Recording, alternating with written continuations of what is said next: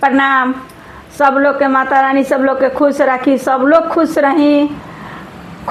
हम अथी बाटे अपन प्यार हमरा के लुटावत रही कि सब्सक्राइब करत रही आ हम कहतनी हे भगवान सब लोग खुश रही, तब न हमारा गीत सुनम आ वीडियो देख हमरा बहुत खुश बानी कि एगो रउआ लोग हमारा के मान दुलार देनी, हमारे एगो रउआ लोग परिवार बानी कि हमरा हिम्मत बढ़ल बा कि हमरा के इतना आदमी रउआ लोग सपोर्ट कैले बानी आ जे ना कैले बानी सब लोग हमरा के करी। एगो रउआ के हम माता जी के गीत गा के हम सुनावतनी।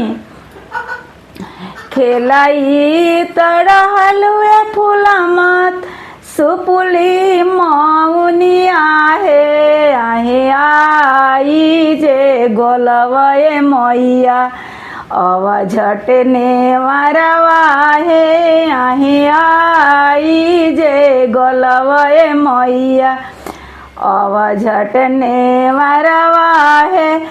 रुआ तारी सात बहिनिया नैना ढारे लो रहे आहे अम्मा को खिए को न जमले भैया हमार हो आहे अम्मा को खिए को न जमले भैया हमार है आहे कौन भैया बोटिया बहुरी है संगवा में जई है आहे कौन भैया बटिया बहुरी है संगवा में जई है।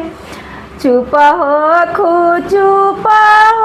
खू सातो बहिनिया है आहे चेड़िया के जलमले फूलमत भैरो नंद भैया है आहे चेड़िया के जलमले फूलमत भैरो नंद भैया हो आहे उहे भैया बटिया बहुरी है संगवा में जई है आहे उहे भैया बटिया बहुरी है तोरा संगवा में जई है।